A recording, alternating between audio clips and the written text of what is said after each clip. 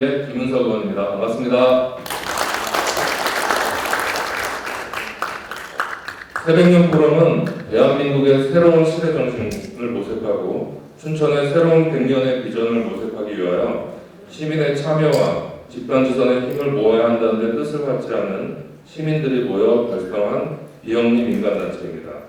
새백년 포럼은 정기적인 포럼을 통해 대한민국의 정책 과제와 춘천 지역의 정책을 토론하는 포럼을 개최하고 있습니다.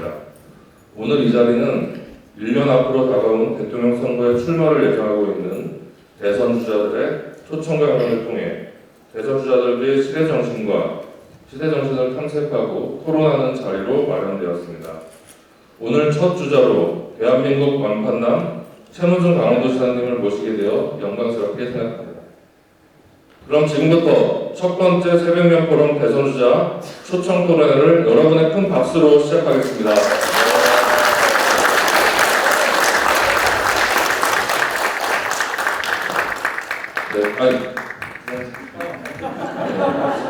국민의회가 있겠습니다. 모두 자리에서 일어나 주십시오. 동네 바로 이하 의뢰는 코로나19 방역으로 인해서 생략하도록 하겠습니다. 그럼 본 포럼의 상임 대표이신 이기영 교수님의 환영사를 듣도록 하겠습니다. 큰 박수 부탁드리겠습니다.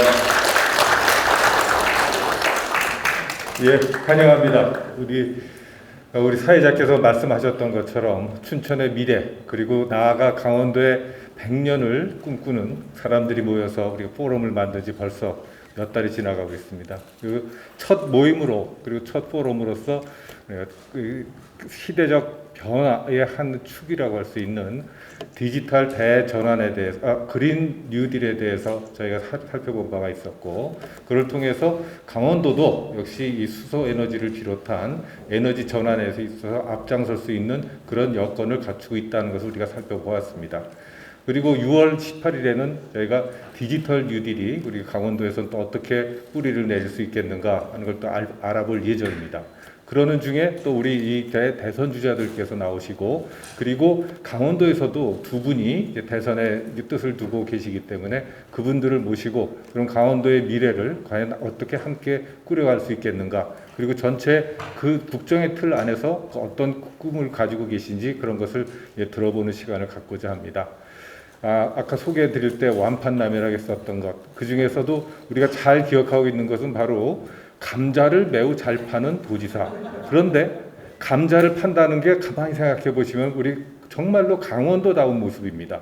강원도다운 모습으로서 감자를 파는 도지사에서 한 발 더 나가서 스마트하게 감자를 잘 판다면 아마도 디지털 뉴딜의 그런 한국판 K 뉴딜에도 상당히 많은 그런 그 효과가 있지 않을까 이렇게 생각을 하고 있습니다. 지금부터 우리 최문순 도지사님이 과연 그 대선에서 그리고 이제 국정에 대하여 강원도의 정신을 어떻게 발휘하실지 한번 들어보도록 하겠습니다. 환영합니다. 감사합니다. 허영 국회의원님을 단상으로 모셔서 축사를 드리도록 하겠습니다. 큰 박수 부탁드리겠습니다. 새백년 포럼, 참으로 이름도 좋습니다. 그리고 여기 몇몇이 참석하신 우리 회원 여러분들을 쭉 보니까 정말 새로운 100년을 준비하고 개척해 나가는 데 있어서 정말 열정과 지식과 그리고 전문성을 가지신 모든 분들이 함께 하고 있는 그런 자리가 아닌가 생각을 합니다. 특히 오늘 지난 4월 새로운 환경 그린 뉴딜 속으로라고 하는 첫 번째 새백년 포럼 주제의 열띤 토론회장을 기획하고 있는데요.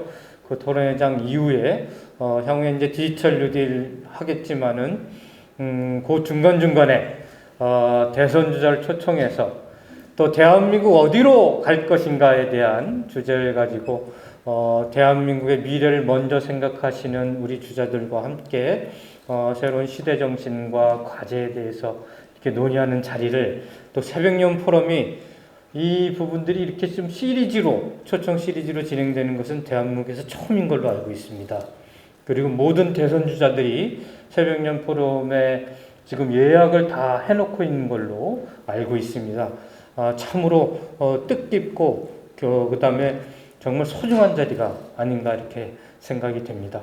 너무나 이 자리를 마련해 주신 우리 이기원 상임 대표님을 비롯해 가지고 관계자 여러분들께 진심으로 감사의 말씀을 드리겠습니다. 오늘 첫 번째 주자가 최문순 지사님인데요. 그야말로 돌풍을 불러일으키고 있는 것 같습니다. 여러모로 말씀하셨듯이 뭐 슬로건을 보니까 뭐 캐치프레이즈가 대한민국 완판남이세요. 저도 완판남이 뭔가 이렇게 좀 궁금해했었는데, 대한민국 완전히 판을 바꾸는 남자라고 하는 뜻을 가지고 있다고 들었습니다. 그야말로 지난 10여 년 이상의 기간 동안 강원도를 많이 바꿔내셨습니다. 이후에 또 다른 역사의식과 시대정신을 가지고 대한민국의 판을 완전히 바꾸겠다라고 하는 의지로 이렇게 시대정신을 준비하신 오늘 최문순 도지사님이 펼쳐나갈 새로운 100년의 모습이 궁금합니다. 오늘 귀를 활짝 열고 그 시대 정신들, 저도 정치인의 한 사람으로서 가슴 깊이 받아들이고 함께 노력해 나가겠다는 말씀을 드리겠습니다. 아무쪼록 감사합니다. 고맙습니다. 네, 이제 오늘 주인공을 모셔야겠죠. 오늘 귀한 강연을 해주실 분은 바로 강원도의 판을 바꾸어 오신 분입니다. 유례없는 평창 동계올림픽의 성공적 개최를 통해서 세계 유일한 분단 제방자치단체를 냉전과 대결의 땅을 평화의 상징, 평화와 희망의 땅으로 판을 완전히 바꿔오신 남자이십니다. 이제는 강원도를 넘어서 대한민국의 판을 바꾸겠다고 대한민국 완판남을 선언하신 최문순 강원도지사님을 앞으로 모시겠습니다. 큰 박수 부탁드리겠습니다.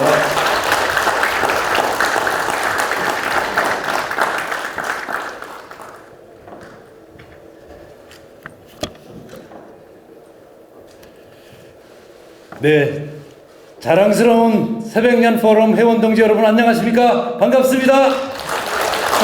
고맙습니다. 저한테 연호하는 건 안 되지만 새백년 포럼에 연호하는 거 괜찮으시죠? 고맙습니다. 여기 와 계신 분들 저와 함께 새로운 100년을 함께 열어보시겠습니까? 네. 열어볼 자신이 있으시겠습니까? 네, 함께 해보시죠. 여기 와 계신 여러분들 서로에게 큰 박수를 부탁드리겠습니다. 고맙습니다. 고맙습니다. 그리고 존경하는 이기원 교수님, 새 100년 포럼을 만드셨다 그러는데 교수님은 우리 학술 감자십니다. 공부 감자. 우리 강원도의 대표적인 학술 감자 이기원 교수님께도 여러분 큰 감사의 박수를 한번 부탁드리겠습니다. 고맙습니다. 또 우리 강원도는 물론 대한민국의 미래를 짊어지고 나갈 미래 감자 허영 존경하는 도당 위원장님께도 여러분 큰 환영과 감사의 박수를 부탁드리겠습니다. 네, 여기 오신 분들 저와 늘 함께 해주시는 분들이고 또 저도 오랜만에 뵙는 분들이 많습니다. 저쪽 우리 특보님 서영규 특보님 안녕하십니까? 네, 오셨습니까? 네. 그 다음에 또 제가 10년 만에 아까 뵌 옛날에 한림대학에 가서 강의했을 때 10년 전에 뵀던 분을 또 오늘 이렇게 다시 뵙게 돼서 고맙습니다. 이렇게 함께 오늘 대한민국의 미래를 논하게 돼서 너무나 영광스럽고 고맙습니다. 조금 아까 이제 그 허영 의원님께서도 말씀이 있었지만 정치 변방 우리 강원도에서 대선 주자들을 시리즈로 전국에서 최초로 모아서 이렇게 하는 장을 열게 된 것은 우리 강원도의 정치적 위상이 그만큼 높아졌다는 것이고 또 그만큼 자신감이 생긴 결과라고 생각을 하고 있습니다. 네, 그 첫 번째 주자로 제가 나서게 된 것을 좀 영광으로 생각합니다. 강원도가 인구나 지리적 위치 등등으로 인해서 정치 변방, 경제 변방, 문화 변방 모든 면에서 변방에 머물러 있었는데 본래 이 큰 변화는 변방에서 시작되도록 되어 있습니다. 왜냐하면 변방에 사는 사람들은 기득권을 갖고 있지 않기 때문에, 또 변방에서 중앙을 지켜보면 큰 시야로 바라볼 수가 있습니다. 저렇게 매일매일 하루하루 싸움과 투쟁 속에 있지 않은 상태에서 저 멀리서 바라보게 되면 저렇게 해서는 안 되겠구나. 그러면 어떻게 해야 할까? 이런 것을 느낄 수 있기 때문에 큰 변화를 이뤄낼 수 있는 철학과 신념을 가지게 된다고 생각을 하고 있습니다. 그래서 이 자리에 와 계신 분들께서 대한민국의 큰 변화를 이끌어 나갈, 이뤄낼 주역으로 함께 해주시기를 부탁해 마지 않습니다. 우리 강원도는 감자들이 모여 사는 곳입니다. 각각 이 자리에 계신 분들, 불량감자도 있으시고 우량감자도 있으시고 탄감자도 있으시고 왕감자도 있으시고 그러신데, 이 감자가 원래는 그렇게 환영받지 못하는 식물이었습니다. 저 페루 안데스 산맥 부근에서 유럽으로 처음으로 감자가 넘어갔을 때는 그쪽에서는 감자를 악마의 식물이라고 그랬다고 합니다.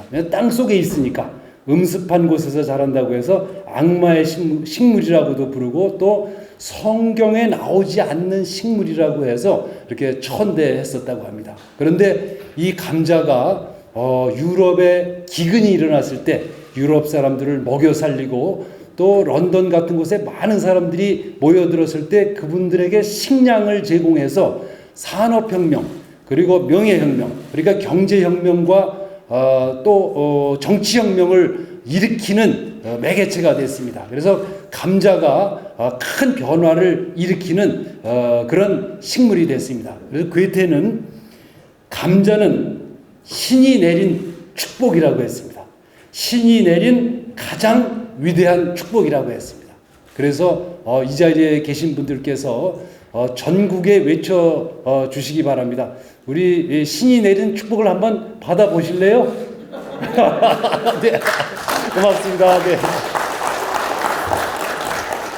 이 자리에 와 계신 분들께서 큰 변화를 통해서 대한민국에 신이 내린 축복을 전달해 주시기를 부탁드리겠습니다. 저 화면이 저쪽에 있는데요. 우선 100년이라고 하는 것은 이기원 교수님이 새 100년이라고 이렇게 이름을 지신 것은 새로운 시대를 열겠다라는 뜻일 겁니다. 저쪽 땅에서는 지금 새로운 세대를 열겠다고 그랬습니다. 새로운 세대는, 한 세대는 30년을 얘기합니다. 그래서 세대 교체를 얘기하고 있죠. 이기원 교수님과 허영 교수님은 100년을 얘기했습니다. 100년은 시대를 얘기합니다. 우리는 새 세대를 여는 것이 아니고 새로운 시대를 열어야 합니다. 시대 교체를 열어야 합니다. 우리가 훨씬 더 큰 변화를 만들어 나아갈 자신들을 가질 수 있을 것이고 가져야 된다고 생각하고 있습니다. 그런 뜻에서 새로운 새 100년이라는 뜻을 이름을 지었을 것이고, 그 새로운 시대를 열으려면 시대 정신이, 새로운 시대를 이끌어갈 시대 정신이 무엇인가를 정확히 알아야 됩니다. 그래서 저희들이 시대 정신이 무엇인가를 알아야 되고, 그 다음에 무엇을 할 것인가, 그 시대 정신을 구현하기 위해서 무엇을 할 것인가를 정확하게 규정을 해야 됩니다. 우리 강원도에는 여기 이 자리에 와 계신 분들이 다 각각의 감자시죠. 근데 감자를 캐면 분류를 합니다. 근데 제일 큰 감자는 왕특이라고 합니다. 왕특.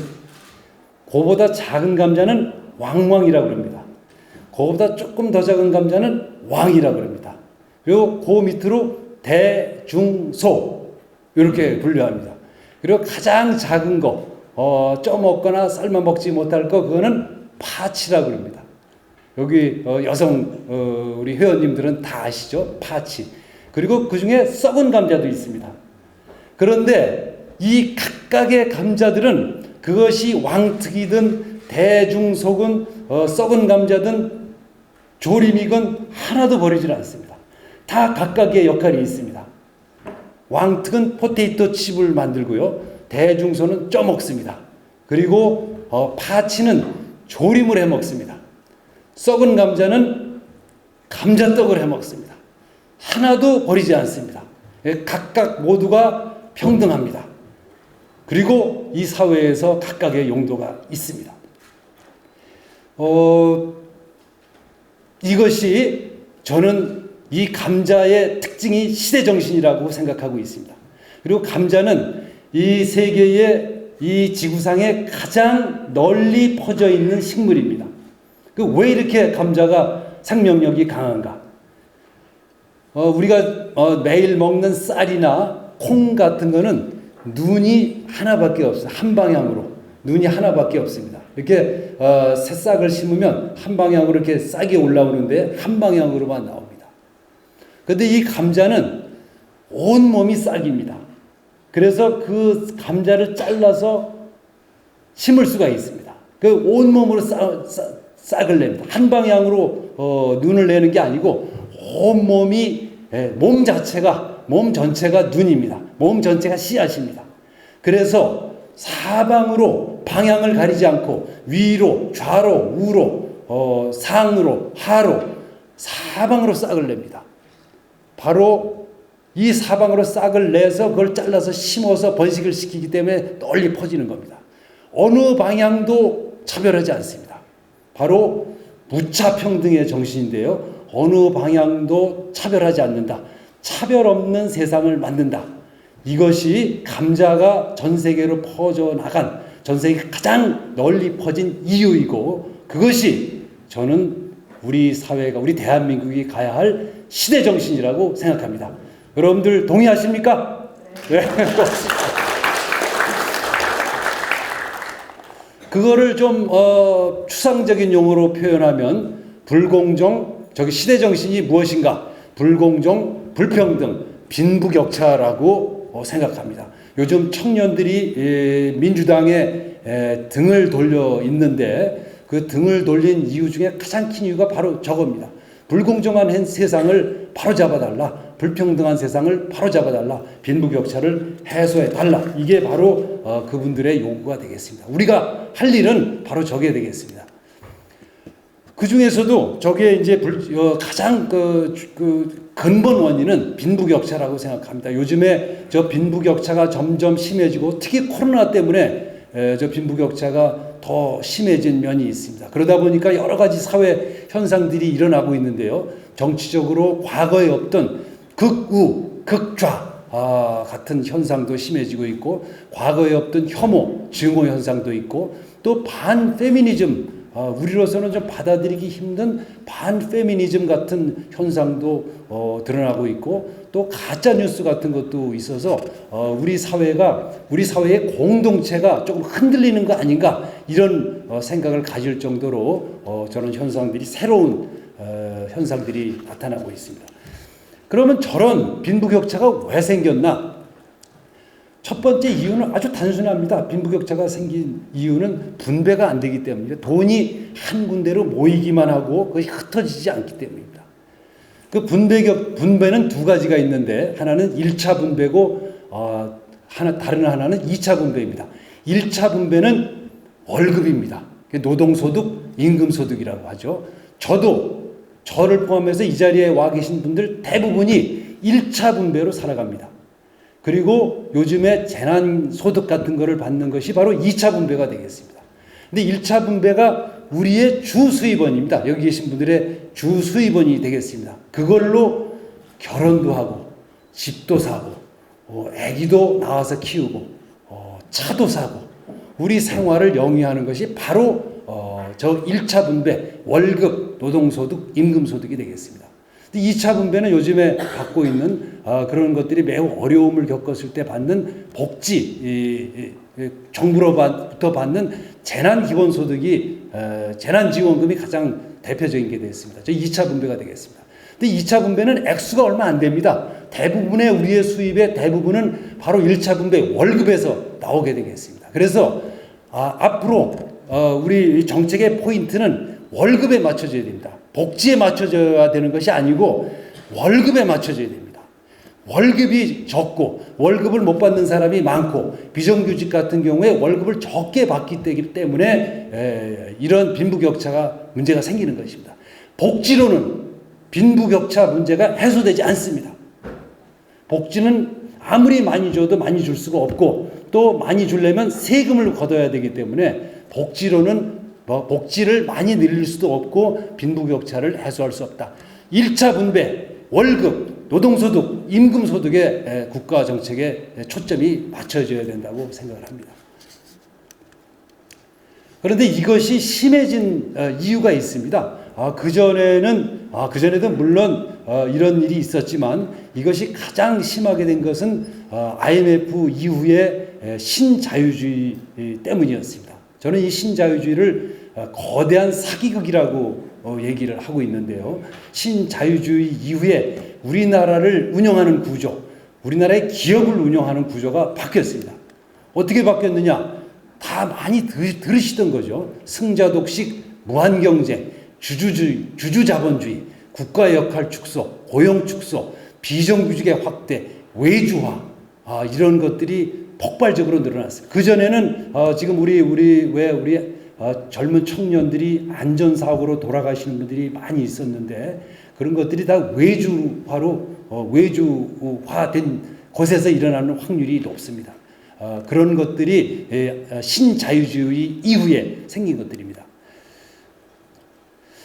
신자유주의가 도입된 후에 뉴스 보도도 바꾸고 기업들의 행동 방식이 바뀌었습니다. 기업의 이윤 분배 방식이 바뀌었습니다. 그전에는 제가 74학번인데요. 74학번인데 78년도에 졸업을 할 때쯤이면 뉴스가 이렇게 나왔습니다. 올해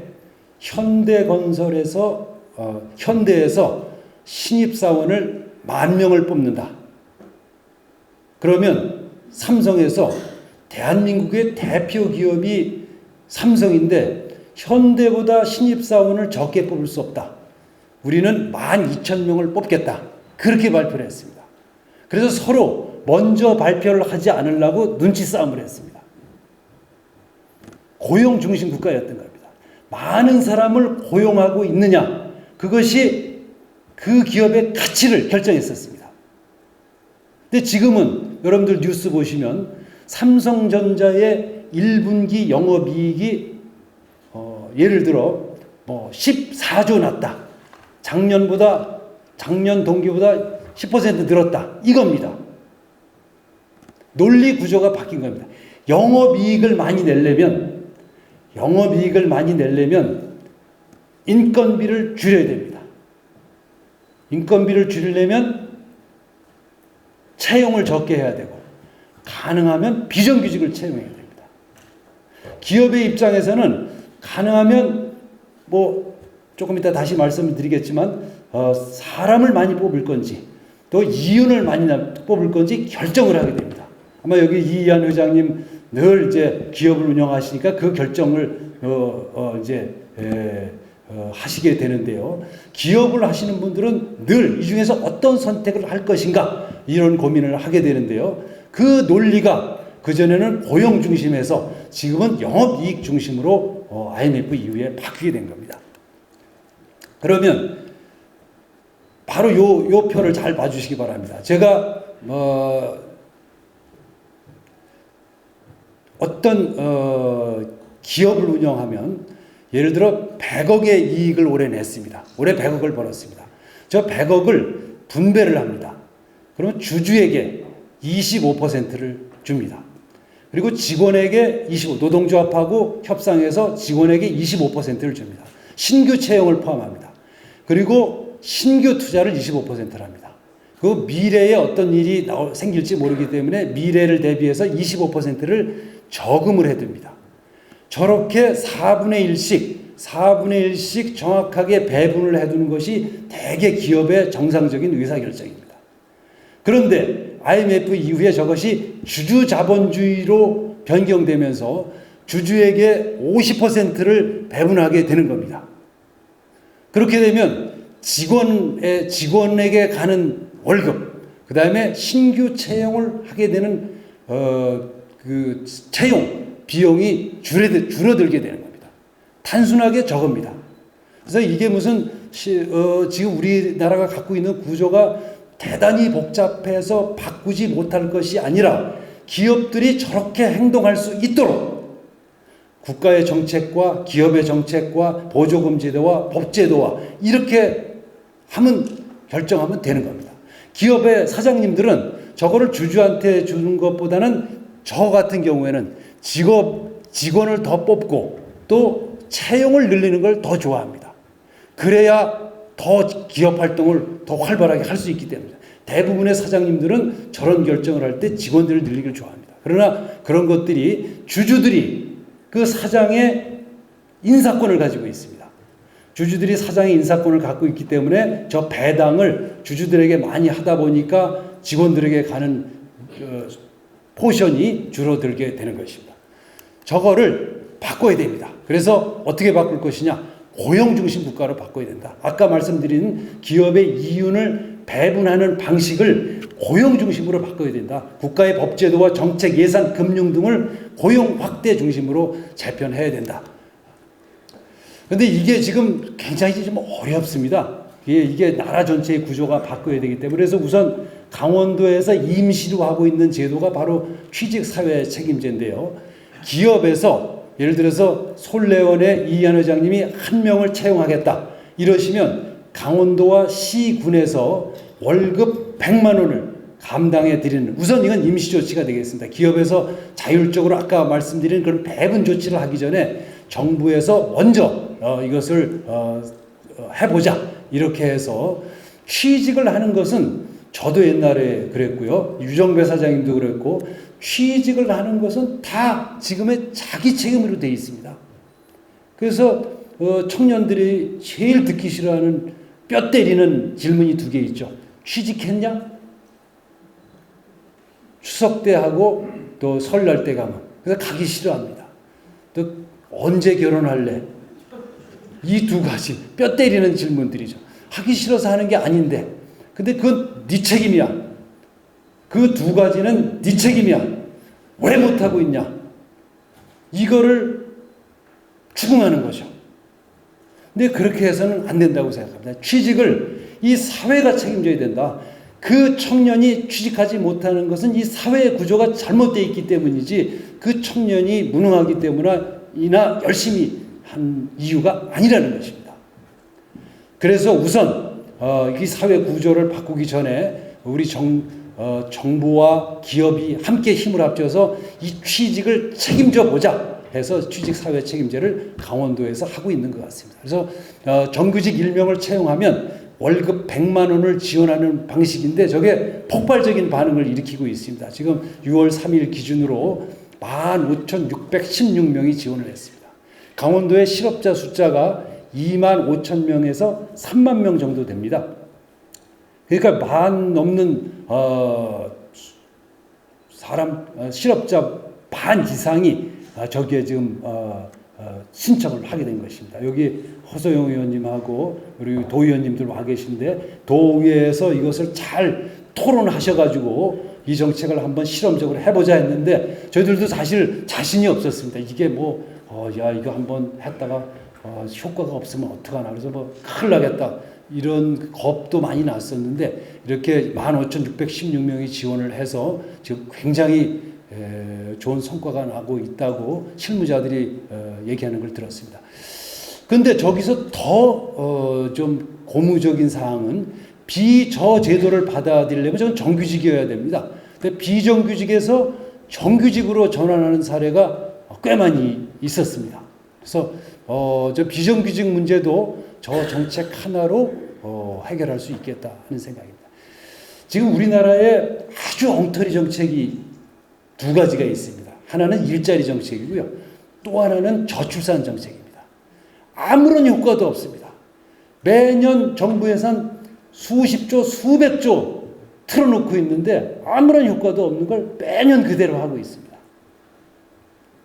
그냥 이렇게만 해도 저걸 우리나라 전체에 반영을 한다면 오늘부로 우리나라 전체의 실업자 숫자가 114만 명입니다. 강원도 인구보다 조금 적은 숫자입니다. 그런데 그거를 저 제도로 하면 13조면 됩니다. 13조면 어느 정도 돈이냐면 이번에 2차 재난 지원금이 나오는 2차 재난지원금에 나가는 돈이 15조입니다. 재난지원금 주는 숫자 돈이면 저 정책으로 우리나라의 실업자를 전부 취직시킬 수 있습니다. 근데 저는 저 정책이 좀 전국적으로 확대되기를 바라는 마음을 갖고 있습니다. 하여튼 이런 일들, 저출산 대책도 마찬가지고 우리나라 강원도의 도출생아 감소율이 전국 최저 수준입니다. 그러니까 인구가 줄기는 줄고 있지만 다른 데보다 현저하게 적게 줄어들고 있는데 그 이유가 역시 우리 여기 도의원님들이 승인해 주신 육아수당 때문인데요. 한 가정에서 아기를 한 명 낳으면 그냥 40만 원을 드립니다. 4년 동안. 근데 한 가정에서 아기를 키우는 비용이 엄청나게 많이 듭니다. 기저귀값, 우유값, 분유값이 많이 들고 또 엄마가 우리 비서실에서도 지금 직원이 한 사람 그런 한 직원이 있는데 엄마가 아기를 낳은 후에 아기를 맡기고 다시 출근을 하려면 그 아기를 봐줄 사람이 필요한데 그 아기를 봐줄 사람을 고용하는 비용이 최소 150만 원입니다. 그 엄청나게 돈이 들어서 다시 출근을 해야 되는지를 주저하게 되는 거죠. 그래서 저 액수도 적습니다. 저희가 프랑스에서 배운 저 제도인데요. 프랑스는 매달 72만 원씩 21세까지 줍니다. 그러니까 엄마들이 또 한 가정에서 훨씬 더 그 액수도 좀 부족하긴 하겠습니다만은 좀 안심한 상태에서 할 수 있을 거라는 그런 제도를 갖고 있다고 보고 우리가 그것을 배워서 저렇게 하고 있는데 저런 제도들이 전국으로 좀 확산되기를 기대합니다. 뭐 분권 국가는 우리 강원도뿐만 아니라 전국에 계신 분들이 다 수십 년 전부터 염원해 오던 것들인데 우리가 할 수 있는 것들을 하자. 기업 본사를 지역으로 이전하도록 하자. 기업 본사를 지역으로 이전하면 법인세. 지금 기업들이 가장 힘들어하는 게 상속세 면제인데요. 상속세를 지역으로 우리 강원도로 옮겨오는 기업에 대해서는 상속세까지 이건 굉장히 논란이 있고 저도 욕을 많이 먹을 수 있는 제도인데 그러나 그 정도로 과감하게 해야 할 정도로 지역은 어렵다는 것을 알려야 된다고 생각합니다. 대학 등록금도 지역 국공립 대학들도 등록금 제로 해야 된다고 생각을 하고 있습니다. 우리 강원 도립대는 이미 도에서 무상 등록금을 하고 있습니다. 도립대학에 다니는 학생들은 88%의 학생들이 등록금을 내지 않습니다. 저걸 왜 안 합니까? 왜 못 합니까? 할 수 있는 일들을 해야 된다고 생각합니다. 그리고 평화국가, 디지털 국가, 그리고 더 나아가서 이런 것들을 모두 모아서 인간의 존엄이 기본 철학이 된 개헌을 해야 된다는 게 저희들의 생각입니다. 제 도정 방침이 인간의 존엄입니다. 처음에 여기 취임해가지고 도정 방침을 인간의 존엄으로 한다고 그러니까 우리 실무자들이 이렇게 딱 걸어놔야 되지 않습니까? 안 만들어와. 이상화되는 거예요. 이거 뭐 잘못된 거 아니냐는 거예요. 저는 철학적인 내용을 가지고 도정 방침을 한 경우를 보질 못한 거죠. 근데 인간의 존엄이라고 인간의 존엄 말이 좀 어려워서 그렇지 이 자리에 계신 분들 한 분 한 분이 태어날 때부터 아주 존엄한 존재시다. 그분이 어떤 분이건 그분이 여성이건 남성이건 강원도에 사는 분이건 경상도에 사는 분이건 그분이 돈이 많은 분이건 공부를 많이 하는 분이건 아니면 가난한 분이건 공부를 많이 하지 않은 분이건 모든 분들은 아주 존엄한 존재고 대한민국이 존재하는 이유, 정치가 존재하는 이유는 이 자리에 와 계신 분들을 존엄하게 하기 위함이다. 바로 이 철학입니다. 독일의 헌법의 1조 1항이 바로 이 인간의 존엄입니다. 인간은 존엄한 존재이다. 그리고 독일의 모든 국가기관들이 존재하는 이유가 바로 인간을 존엄하게 하기 위함이다. 이렇게 되어 있습니다. 이것이 독일을 비롯한 북유럽 복지국가들의 기본 철학입니다. 인간을 중심으로 생각하는 겁니다. 우리 대한민국 헌법 1조는 대한민국은 민주공화국이다. 촛불 집회에서 많이 주장했던 거죠. 대한민국의 주권은 국민에게 있고 모든 권력은 국민으로부터 나온다. 이 1조 1항은 바이마르 헌법을 거의 그대로 빌려온 겁니다. 바이마르 헌법 1조를 보면 독일 제국은 공화국이다. 국가의 권력은 국민으로부터 나온다. 그런데 이 바이마르 헌법은 민주주의를 잘 보장하면 모든 문제가 잘 해결될 것이다. 그런 철학에서 나온 헌법 1조 1항이었습니다. 이 바이마르 헌법으로 독일이 잘 유지됐습니다. 그런데 1933년에 히틀러가 집권했습니다. 히틀러가 집권한 이후에 아주 민주적인 절차를 거쳐서 투표를 거쳐서 다수당을 거쳐서 집권을 했습니다. 그리고 그 이후에 일어난 일들은 잘 아실 겁니다. 히틀러가 패망한 후에 쾰른이라고 하는 지역에 지금 여기 모이신 것 같은 분들이 각계각층의 시민들이 모였습니다. 히틀러와 같은 저런 정치 세력이 나타난 것은 그것을 막지 못한 우리들의 책임이다. 그래서 다시는 히틀러와 같은 정치 세력이 나타나지 않도록 하는 새로운 나라를 세워야 된다. 그러면 그 새로운 나라는 새로운 철학, 민주주의만 갖고는 안 된다는 것이 입증됐으므로 새로운 철학을 가지고 새 나라를 세워야 된다. 그래서 만든 것이 새로운 철학이, 그래서 세운 새로운 철학이 바로 인간의 존엄입니다. 그래서 독일 기본법 연방헌법 제1조 1항을 만들었습니다. 인간의 존엄성은 침해할 수 없다. 인간의 존엄성을 존중하고 보호하는 것이 모든 국가기구의 의무이다. 제가 개헌을 주장하는 건 우리도 지금 민주주의는 상당한 숙성 단계에 이르렀다고 보고 있습니다. 특히 아시아에서는 민주주의는 굉장히 앞서 있다고 생각하고 있습니다. 근데 마치 독일이 민주주의만 갖고 오늘날 같은 나라를 세우지 못했듯이 우리도 이제는 민주주의를 절차 과정으로 해서 우리의 목표, 여기에 와 계신 한 분 한 분을 인간 한 분 한 분을 존엄하게 아주 귀하게 여기는 그런 세상을 만들기 위한 새로운 새 100년을 열어가야 된다고 생각을 하고 있고 거기에는 개헌을 포함해서 새로운 철학이 세워져야 된다고 생각을 하고 있습니다. 새 100년을 우리 존경하는 허영 의원님과 이규원 교수님께서 바로 이 새 100년에서 열어주시기를 기원합니다. 고맙습니다. 감사드립니다. 네, 지사님의 그 강연 내용 중에 인간의 존엄에 대한 말씀을 해주시는데 너무 공감되고 제가 가슴이 따뜻해지는 걸 느꼈습니다.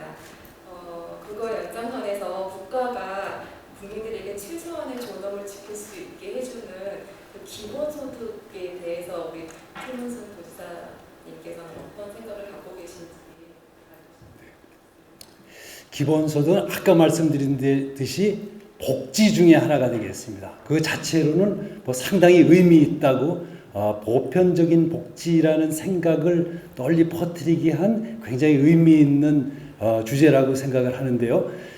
그러나 그럼에도 불구하고 그것은 보조적인 수단일 수밖에 없다. 왜냐하면 액수 자체가 그 철학과 사상에 대해서는 저도 동의합니다만은 액수 자체가 예를 들어 5만 원, 또 10만 원, 30만 원, 50만 원 이렇게 짤 수가 있겠죠.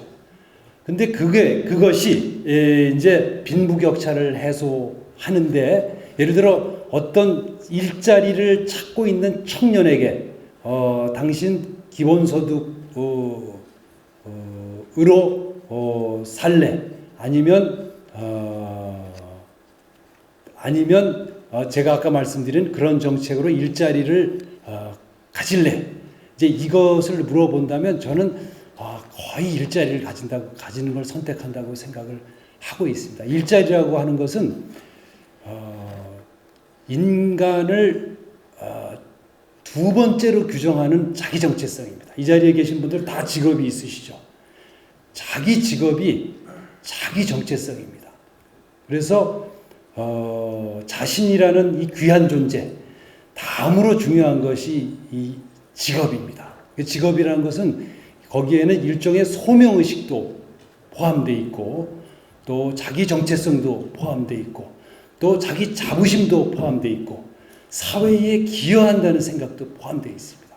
그래서 좋은 일자리를 그분에게 드리는 것이 가장 중요한 가치 중에 하나입니다. 그리고 우리나라에 복지라는 것이 들어올 때 좀 잘못 들어온 게 우리나라의 복지가 이제 좀 약간 천박한 철학 없이 들어왔습니다. 인간의 존엄이라는 이런 깊은 철학 없이 그냥 돈을 중심으로 이것도 신자유주의처럼 돈을 중심으로 논의되다 보니까 저희도 하고 있죠. 무상 등록금 저도 하고 있죠. 우선 급하니까 무상 등록금 이렇게만 진행이 되고 있는데 본래 서구 복지 국가의 복지는 일자리, 취업을 촉진하기 그때까지 가기 위한 징검다리입니다. 그러니까 내가 회사에 방송사에 다니다가 해고됐다. 그러면 그 해고된 기간에 제가 가족을 먹여 살릴 수 없지 않습니까? 그 1년 동안 가족을 부양하라고 본래 받던 월급의 7, 80%를 2년 정도 주는 겁니다. 그 사이에 직장을 구해라. 다시 전직을 훈련을 받든지 새 직장을 찾든지 해서 새 직장을 구하는 징검다리 보조수단으로 있는 게 복지입니다. 그래서 그거를 정확히 이해해야 됩니다. 그래서 복지만으로 살아가게 하지 않습니다. 그만큼 액수를 주지 않습니다. 그리고 사회에서 그냥 복지만으로 살아가는 사람을 옆에서 용납하지 않습니다. 눈치를 줘가지고 취직을 하게 합니다. 그냥 복지로만 살아가는 사람은 사회에서 국민의 세금을 좀먹는 사람이죠. 그렇기 때문에 우선 복지의 초점은 취업입니다. 복지만 따로 있는 게 아닙니다. 그래서 스웨덴이나 다른 핀란드나 이런 소유로 복지 국가들의 복지의 핵심은 이 사람을 취직시키는 겁니다. 그게 가장 두 가지 기둥이 있는데요. 하나는 노동정책이고 하나는 가족정책입니다. 여기서 돈을 벌어서 이 가족을 부양하라. 이 두 가지가 이렇게 나란히 병립해 있는 게 국가의 정책이 되겠습니다.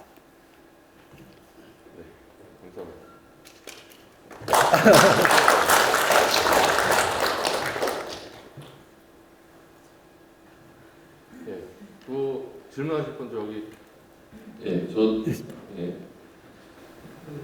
앞으로 이제 대선 주자로 나오시고 또 대통령이 많이 되신다면 지금 2030 세대들이 저희 현 민주당과 그 집권 그 세력에 대해서 불만을 갖고 있고 그 불만을 이제는 정치적인 표현을 하고 있는데 지사님께서는 이 2030 청년들의 불만의 원인이 어디서 나왔다고 생각을 하시고 이거를 해결하려면 자신이 대선 주자가 되셔서 어떤 정책으로 청년들을 설득하실 건지 그게 궁금합니다. 딱 한마디로 요약하면 직장입니다. 그 젊은 세대들 전부 취직시키면 됩니다. 제대로 된 직장에 취직시키면 됩니다. 지금 아까 말씀드린 대로 우리나라에 돈이 없는 게 아닙니다. 돈이 쌓여 있는 게 문제인 거죠. 각각의 기업들에 쌓여 있습니다. 그 돈으로 취직시키도록 하면 됩니다.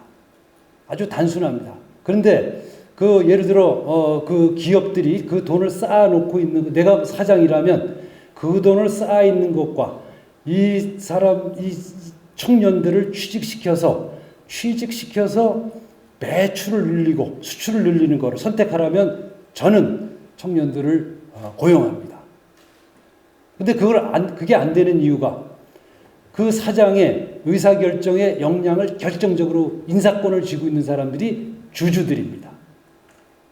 그래서 저거를 그 주주들이 그렇게 결정하지 못하도록 가능하면 법으로 규제하지 법으로 규제하지 않는 방법. 예를 들어 금융을 대출을 해줄 때 대기업들도 대개 여기 계신 분들이 저축한 돈으로 운영을 하죠.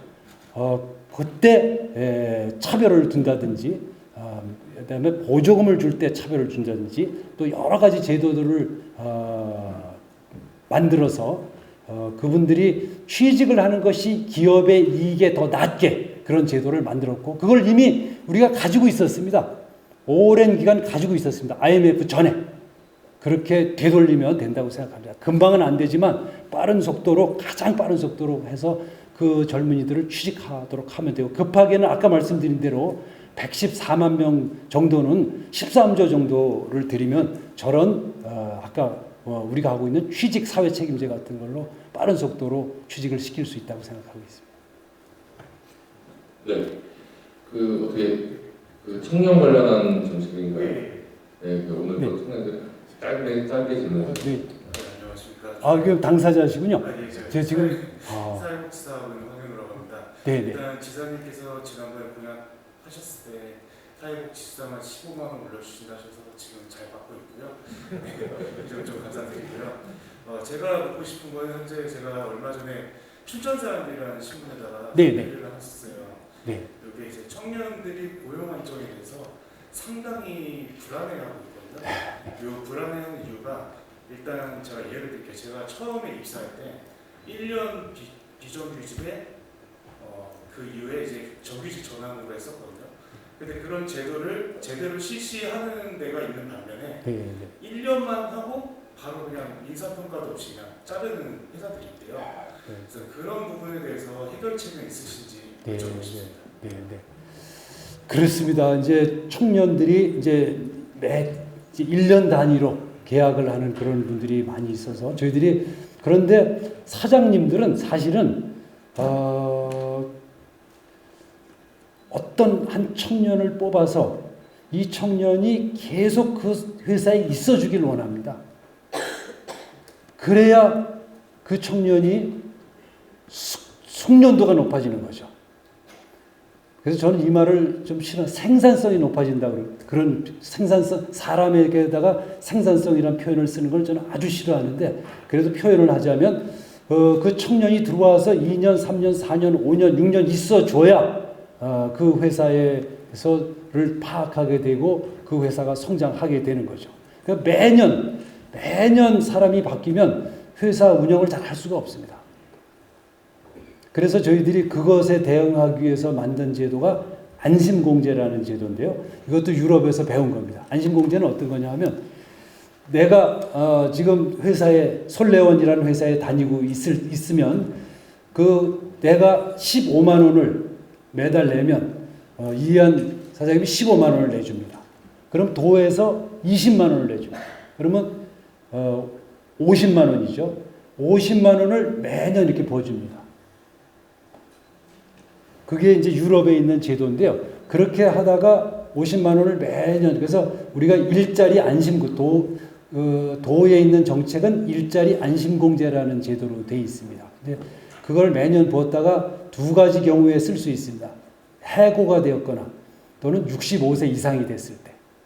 근데 이거는 이제 도에서 시범적으로 해본 건데요. 외국에는 이게 아주 제도화되어 있습니다. 그래서 그 국가 거의 전체가 일종의 보험이죠. 공제조합. 이렇게 우리 여기 공무원들이 와 계신데 지금 우리나라에서 이런 연금을 받는 직종이 몇 군데 있으시죠? 공무원들, 군인들, 또 선생님들, 이런 분들은 연금을 받으시죠. 근데 그분들만 연금을 받으면 안 됩니다. 여기 계신 분들이 다 연금을 받아야 됩니다. 그래야 직장을 잃거나 또 나이 들었을 때 그 돈을 갖고 쓰는 거죠. 저도 연금이 없습니다. 저도 국민연금밖에 없습니다. 한 달에 이거 퇴직하면 한 150만 원밖에 못 받습니다. 그래서 이거를 직장에 다니는 동안, 직장에 다니신 분들은 다 이걸 들어줘야 됩니다. 근데 이거는 기업인들도 좋아하십니다. 기업인들도 그 직원을 잡아둘 수 있으니까 딴 데 가지 않도록. 강원도에서 이 일자리 공제조합에 들은 기업은 이직률이 대단히 낮습니다. 아주 낮습니다. 딴 직장으로 옮기지 않습니다. 그래서 이것도 유럽에서 저희가 배워서 시범적으로 하고 있는 건데요. 그런 제도가 되면 또 평생을 다니실 수도 있고 또 평생 다니다 해고되더라도 그 돈을 받으면서 전직 훈련을 해서 다른 데로 갈 수 있게 그렇게 되어 있습니다. 답이 됐는지 모르겠어요. 아유, 젊은 분이 사회복지 하시느라 너무 힘드시죠 요즘에. 아유, 고맙습니다. 네. 그 일자리 안심공제는 그것뿐만이 아니라 이렇게 그 복지 혜택들 일반 중소기업에서 누리지 못하는 대기업 수준의 이런 복지 정책들도 해서 우리 춘천시의 기업들도 굉장히 만족도가 높은 걸로 알고 있습니다. 그래서 이런 것들이 잘 정착이 돼야 된다고 생각하고요. 지난주에 시간이 이제 없는 관계로 제가 어떻게 청년 정책은 두 분 하셨으니까 다른 주제 있으시면 한 분만 더 받겠습니다. 민주영 의원님. 의원님들이 안 보여주시죠? 어디서 안 보여주니까 그것 좀. 네, 안녕하십니까. 저는 강원도에서 보호 종료 아동 600여 명을 잘 지원해주고 있는 최중국입니다. 네. 우선 대선 주자로 나오신 지사님께 응원하고 큰 박수 부탁드립니다. 저는 친구한테 200만 원 빌려서 결혼했습니다. 지사님이 육아수당 정책을 만들어 주셔서 아이도 이제 한 명 낳고 지금 행복하게 지금 잘 살고 있습니다. 감사합니다. 제가 생각하는데 강원도는 일자리 비해 집값이 정말 많이 올라갔습니다. 네, 네. 그래서 저희 청년들은 이제 돈을 모아서 집을 살려고 하면 집값은 네. 계속 올라가고 있습니다. 그래서 이에 비해 혹시 지사님께서 생각하시는 주거 정책이 있으신지 궁금합니다. 네. 우선 이제 주거 정책의 근본 원인은 사람들이 모이기 때문입니다. 서울에 집값이 저렇게 모이는 이유는 전국에서 젊은 분들이 지역에 직장이 없으니까 전부 모이기 때문입니다. 단순 명쾌합니다. 그러니까 그런 상태에서 자꾸 규제만 해가지고 집값을 잡으려니까 풍선처럼 될 수밖에 없습니다. 여기 규제하면 저기 튀어나오고 여기 규제하면 저기 튀어나오고 그렇게 돼 있는 거죠. 그래서 근본 원인을 잡아야 됩니다. 아까 말씀드린 분권입니다. 이 주변 우리 전국에서는 서울로 모이지 않도록 해야 하고 또 이 주변에서는 춘천이나 원주나 강릉으로 모이지 않도록 해야 합니다. 대개 인구 이동 경로를 보면 홍천에서 춘천으로 왔다가 춘천에서 서울로 갑니다. 양양에서 강릉으로 갔다가 강릉에서 서울로 갑니다. 횡성에서 원주로 갔다가 원주에서 서울로 갑니다. 대개 이 인구 이동 경로입니다. 전국이 비슷합니다. 그래서 그렇게 모여 살 필요가 없게 만들어야 되는 거죠. 그래서 쉽지 않습니다. 원래 구조가 이렇게 됐기 때문에. 그래서 그 이유가 몇 가지가 있죠. 주거하고 교육. 우리가 삶이라는 거 아주 단순하지 않습니까? 저도 마찬가지죠. 결혼해서 아기 키우고 살 집이 있으면 되는 겁니다. 딱 그 단순한 그 문제만 해결해 주면 되는 겁니다. 근데 교육을 옛날에는 여기 다 명문고등학교들이 있었죠. 홍천고등학교, 철원고등학교, 삼척고등학교, 다 명문고등학교 있으니까 서울로 굳이 갈 필요가 없었는데 지금은 그 시스템이 깨져서 전부 서울로 가는 구조로 돼 있고 또 이 주변에서는 또 이곳으로 모이는 구조로 돼 있어서 이게 근본적인 문제를 해결하려면 분권, 돈과 권력과 교육과 문화가 이렇게 모이지 않는 구조로 빨리 좀 만들어야 되는데 이게 쉽지 않습니다. 시간이 좀 걸리는데 이걸 시간이 좀 걸리더라도 그런 체제를 짜야 된다고 생각하고요. 우선 급하게 할 일은 또 해야 됩니다. 그래서 저희가 청년 주택을 지금 기획을 하고 있는데요. 이 청년 주택은 우리나라에서 공공주택이라는 게 왜 안 되냐면 그 공공주택에 들어가는 사람들은 사회적 패배자라는 인식이 있습니다. 들어가기 싫어합니다. 특히 청년들은 거기 들어가기 싫어합니다. 사회적 패배자로 낙인 찍히는 것처럼 보이기 때문입니다. 그래서 그렇게 되지 않도록 공공주택을 짓더라도 잘 지어야 됩니다. 서울에 그런 모델이 몇 개 있습니다. 그래서 그냥 우리 도가 도나 시군이 지으면 그냥 공공주택, 말 그대로 공공임대주택, 뭐가 좀 이렇게 사회적 패배자가 가는 것 같은 그런 느낌. 근데 그렇게 하지 말고 민간들하고 정말 거기 들어가면 지금 서울에 그런 모델이 있습니다. 맨 밑에 층에 큰 공용공간 회의실도 있고 세탁시설도 있고 또 카페도 있고 베이커리도 있고 이런 밑에 생활 편의시설들이 있고 그 위에 청년들이 사는 이런 모델들을 제가 갔다 왔는데요. 그런 것들을 좀 급히 지금 도에서 추진하고 있습니다. 그런 것들을 지어서 오랜 기간에 걸쳐서 그것을 공급해야 된다. 오랜 기간. 유럽에서는 그 공공주택을 그게 하루아침에 되질 않습니다. 오랜 기간에 걸쳐서 끊임없이 지어서 공급해갖고 균형을 이루도록 해야 된다. 저희들 도에서도 시작을 했다고 그러니까 좀 한번 지켜봐 주시면 고맙겠습니다. 네. 애기가 몇 살입니까? 3살입니다. 그래서 잘 키워주십시오. 네. 네, 이제 딱 한 분만 더 질문을 받고 하겠습니다. 네, 여기 아까 질문하신 지사님 뒤쪽에 있습니다. 네, 안녕하십니까. 아까 말씀을 들었을 적에요. 일자리 사회 책임제에 지금 효과가 많다라고 알고 있습니다. 충분히 느끼고 있고요. 정말로 훌륭한 어떤 정책을 만들어 주심에 있어서 감사함을 느끼고 있는데요. 어떤 거든지 양이 있으면 의미 있는 것 같습니다. 네, 물론 다 대신 그 빛이 조금이라도 더 넓게 많은 곳을 두루두루 비출 수 있도록 하는 것이 저희들의 일이라고 생각을 하는데요.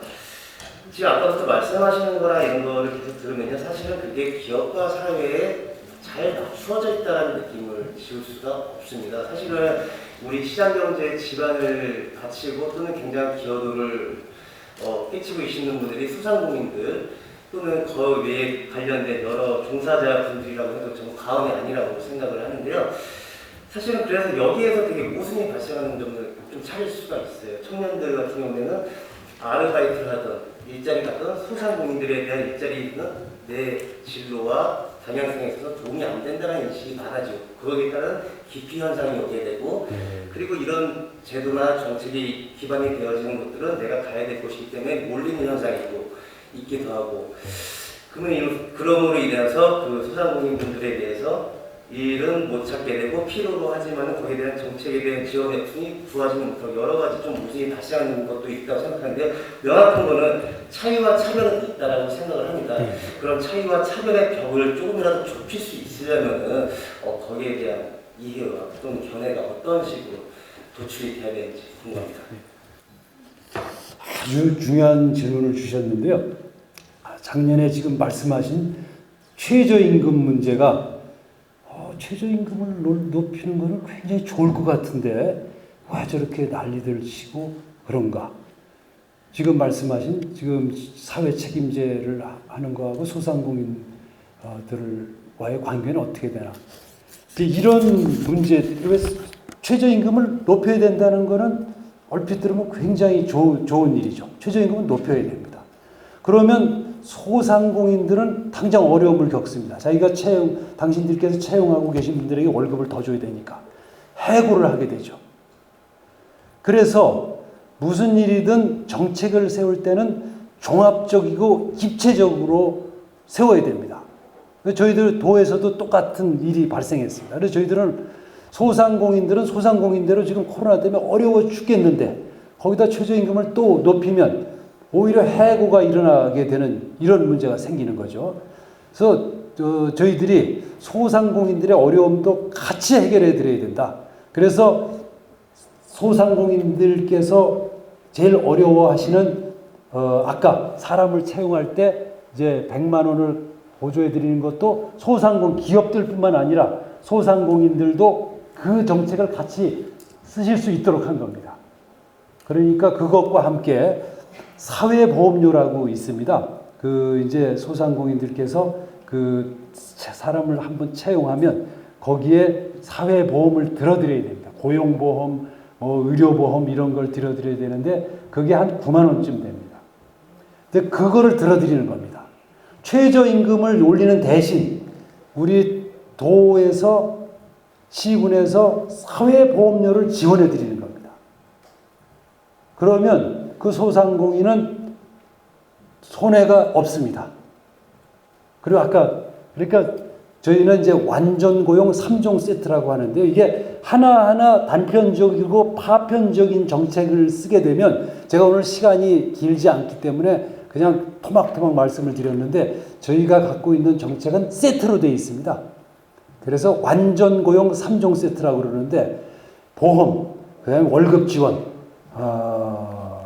그다음에 아까 말씀드린 안심공제 이 세 가지가 세트로 되어 있습니다. 그래서 어떤 분을 소상공인이든 어떤 기업이든 한 분을 고용하면 완전한 세트로서 그분을 해고하지 않고 모시고 갈 수 있도록 그런 세트가 되어 있습니다.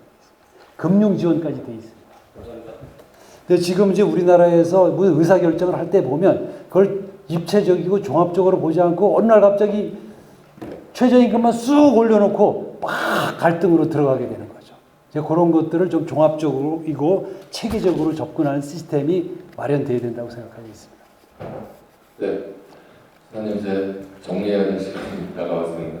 이제 얘가 옆에서 이렇게 사장님 뵙는데 지금 땀이 흐른 거 열정적으로 오늘 강연을 해주셔서 너무 감사하게 생각합니다.